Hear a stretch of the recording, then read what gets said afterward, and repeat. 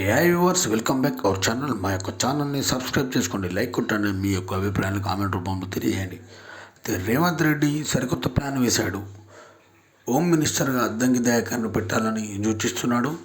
అయితే రాబోయే క్యాబినెట్ విస్తరణలో అద్దంకి దయాకర్కు మంచి పదవి ఇచ్చి దాని ద్వారా హోమ్ మినిస్టర్ చేయాలని రేవంత్ రెడ్డి భావిస్తున్నాడు. అయితే అద్దంకి దయాకర్ గారు గతంలో కాంగ్రెస్ పార్టీ గురించి అనేక కార్యక్రమాల్లో పాల్గొని కార్యకర్తలను చైతన్యపరచడమే కాక కాంగ్రెస్ పార్టీకి అధికార ప్రతినిధిగా ప్రతి విషయంలో కాంగ్రెస్ పార్టీకి కష్టకాలంలో తోడై నీడై నిలిచిన నేతగా నిలిచాడు. అయితే అద్దంకి దయాకర్కి మంచి పదవి వస్తుందని ఆ మధ్యనే భావించిన అందరూ అద్దంకి దయాకర్కు కొన్ని అనివార్య కారణాల వల్ల రాలేకపోయింది.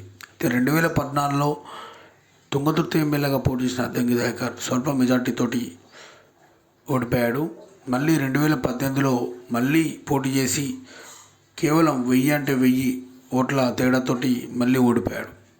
అయితే 2023లో జరిగే ఎన్నికల్లో అద్దంకి దయాకర్ తన టికెట్ని మందుల సామెల్కి ఇచ్చేశాడు.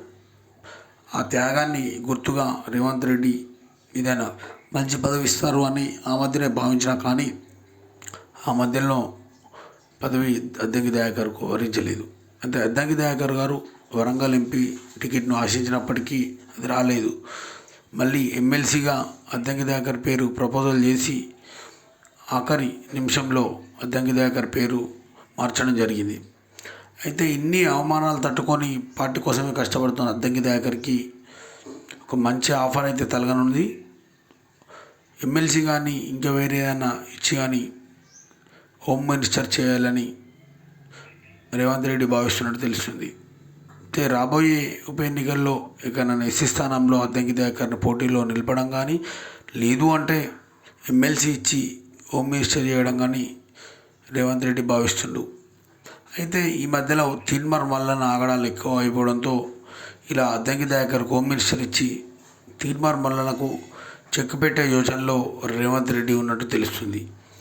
అయితే గతంలో అద్దంకి దయాకర్ కోమటిరెడ్డి వెంకటరెడ్డిపై తీవ్ర వివాదాస్పద వ్యాఖ్యలు చేసిన నేపథ్యంలో అద్దంకి దయాకర్కి ఈ పదవులు వస్తలేవు అని టాక్ వెళ్తుంది. అయితే రేవంత్ రెడ్డి దీనిపై ఏం చేస్తాడో చూడాల్సిందే.